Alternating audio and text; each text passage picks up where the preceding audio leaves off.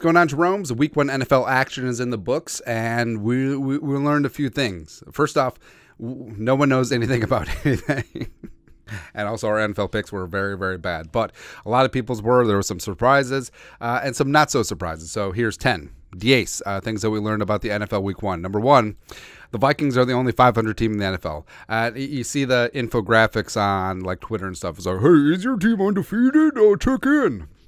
So stupid. But respect to the Buccaneers. I mean, they won the Super Bowl a couple of years ago, and they're still largely intact, minus, of course, Tom Brady.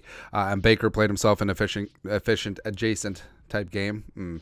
But the Vikings truly beat themselves. 3 turnovers, 2 3-and-outs late in the game. Vikings defense, which looked really good and much improved throughout most of the game, couldn't get a stop on the Bucs' final 2 drives, and it sort of is what it is. But the Vikings did truly beat themselves. Don't get down on yourself. Stop crying in the breast milk. The Vikings get after Thursday against the Eagles. I'm calling the shot, man. Money line, feeling fine. Number 2, the Rams aren't dead. So everyone and their mom, myself included, expected the Rams to go up to Seattle as 4.5-point dogs and just poo-poo the bed. But Stafford is healed up. He's back. He's back at it. Puka Nacua, the pride of BYU, leading all rookie receivers in catches and yards. Also, Tutu Atwell. Let's go. Let's go, man. But a 30-13 win in Seattle. No Cooper Kupp. No Jalen Ramsey. No problem. Also, Aaron Donald. So we sort of shat on Aaron Donald, saying that, hey, why is he still 99? Hey, why is this and the other thing? But he's still pretty damn good. And also that clip of Aaron Donald coming out unblocked on a stunt, and then Geno just like, oh my God. It's fantastic, man. Number 3, the Bengals. Caveat emptor, baby. So the Bengals paying Jumpin' Joe Burrow over $250 million, $200+ million guaranteed, and thwack. So you get your ass kicked by the Browns. You put up 3 points, 14-31 for 83 yards, a 52.2 quarterback rating, which is not good. It's no bueno. And yeah, Joe Burrow will bounce back. And here's the thing too, like the Vikings lose a close game to a tough opponent where they have self-inflicted wounds, but the Bengals no call, no show, and everyone's like, oh yeah, the Bengals will be fine, and the season's over for the Vikings. It's usually how it goes, man. Next up, number 4. Speaking of former Vikings, so Patrick Peterson just needs to be quiet, because the Niners traveling across country to play Pittsburgh. Pittsburgh was everyone's hype team. TJ back and healthy. Kenny Pickett was seen as taking a leap, jumping. George Pickens is going to be the wide receiver breakout candidate. And you heard like Patrick Peterson the week leading up is like, hey, I'm going to have an interception off of Brock Purdy because there's tells with the Niners defense. Sure, but Brock Purdy threw for 2 touchdowns. Both of them were right in Patrick Peterson's ear hole to Brandon Ayuk. So it was just rough, man. And yeah, the Steelers got their asses kicked by the Niners. McCaffrey, $152 and 1 on the ground. So, I mean, I don't know why the Steelers are starting Patrick Peterson over Joey Porter Jr. Like, just put JPJ in there. Like, I understand that there will be some ups and downs, but Patrick Peterson is 33. He's not 23, man. He ain't that anymore. Next up, number 5. Pains me to say it, but the Cowboys might be legit. And yeah, I had poo-pooed on the Cowboys mainly because I don't believe in Dak, but that game had nothing to do with Dak. It didn't. Where the Cowboys respect Dan Quinn and company, they might have the best defense in the NFL. Tony Pollard is looking like a running back 1. We've said that Pollard has been the best running back in Dallas for the last 3 years, and special teams was fantastic. John Bones Jones John Bones Fossil is the best special teams coordinator in the NFL, behind Matt Daniels. Coach Hat, that's right. So the Cowboys, even in spite of Mike McCarthy, I mean, this team may be really damn good moving forward. Or maybe the Giants are just that bad. Actually, number 8, Giants are frauds. Bears are frauds. 2 is elite. All right, so jumping to number 8. So the Giants are frauds, where I don't know how the Vikings lost. Oh, wait, actually, I do know how the Vikings lost a wild card game to them. It's because of Ed Donatel and the stupid defense. Oh, you're going to like the way our defense plays. Baloney. Where Kirk Cousins had a phenomenal playoff game, and everyone points to 4th and 8. But what about the 31 points that Donatel's defense gave up to the Giants, over 431 yards of offense? Where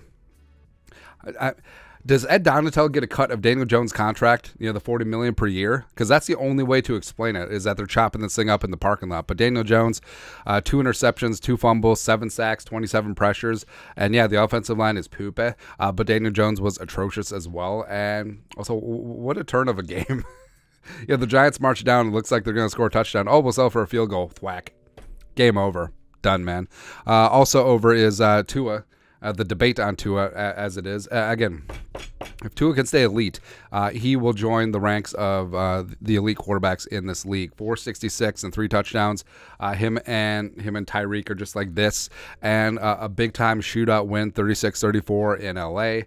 Also, so I believe in Justin Herbert, but Kellen Moore is going to wreck him. I mean, what's the point? I mean, the Chargers, they tried to turn this thing to a running offense. Like, you got Justin Herbert. It's ridiculous, man. But Tua, I mean, low-key, the Dolphins roster is stacked, and if Tua can stay healthy, he can be that dude. A lot of respect to Tua. The Bears are frauds. So all of the hype all offseason was, oh, Justin Fields is going to make the leap in year 3. Oh, the Bears defense will be so much better. Oh, the offensive line will get together. Oh, all the Bears weapons with DJ Moore will be there. DJ Moore's complaining that the Bears fans are booing. It's like, you have a long season in Chicago, bro. And it's going to be a one and done. But Fields threw a horrific pick 6 against the greasy grime of Green Bay Packers. They got their asses kicked. But also, I don't give the Packers credit. I don't give Jordan Love credit for that game because they beat the Bears, who earned the #1 overall pick last season for a reason. But also, he took 4 sacks. A couple of them were clearly on him. And it was just bad. And also, the Bears defense allowed 3 touchdowns to Jordan Love, allegedly. Also, another one on the ground to Aaron Jones. So it was, I mean, it would have been sweeter if the Lions wouldn't have, beat the Chiefs when they were down Kelsey and Chris Jones. But, I mean, the Bears being exposed as frauds, even, yes, it gives some credence to the greasy grimy Green Bay Packers, although that would be snuffed out in short order. I'm okay with that. I certainly am. Because, I mean, besides Rodgers, like, Justin Fields and the Bears, that was one of the biggest storylines of this entire offseason, man.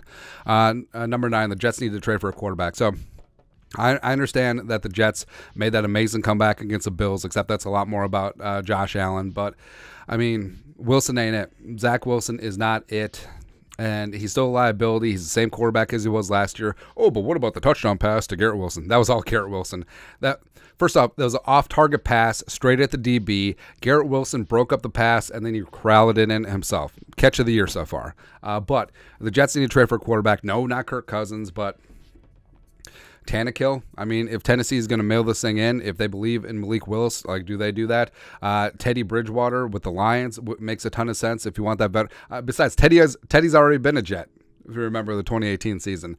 Or Case Keenum in Houston makes a ton of sense as well. Maybe signing Joe Flacco. I don't know. But Zach Wilson is not it. I know that they're going to give him a chance for the next couple weeks, but they have to have a viable backup plan right now. And lastly, Josh Allen is ass. I mean, for a quarterback who gets as much hype as being elite, and he does show flashes of it, yes. But, I mean, maybe the Madden curse is real. But also, is it retroactive to the last 2 years? Because Josh Allen has averaged almost 2 turnovers a game since the start of last year, and also 3 interceptions and a fumble in a game where you just needed to not make mistakes. Zach Wilson was in for Rodgers, and you could have cruised to a big-time division victory on the road in prime time, but you couldn't do it. You could not do it. And I mean, Josh Allen is what the media wants you to think that Kirk Cousins is, where Josh Allen is a turnover machine. Josh Allen is massively overpaid, and Josh Allen, I understand he makes some big-time throws. I understand that he can run and all that stuff. Cool. But he is a liability with the Bills. And if he didn't have that huge contract, I mean, would McDermott bench him? Because McDermott, defensive coach, he's conservative by nature. And the fact that his quarterback is out there all willy-nilly just slinging the ball all over the place and completing more passes to the Jets players than Rodgers did this entire season, it's ridiculous. It's absolutely stupid. So that's something to watch. Where, again, Josh Allen has been crowned as elite, but I think he might be far from it. I really do. But that's it. Actually, is Josh Allen the 3rd best quarterback in the AFC East? I don't know. But that's it. 10 things that we learned from NFL Week 1. Let us know your thoughts on our thoughts in the comment section below. Subscribe for daily Vikings takes. Want to support the work? Put a little something in the Venmo. But till next time, Skol production value.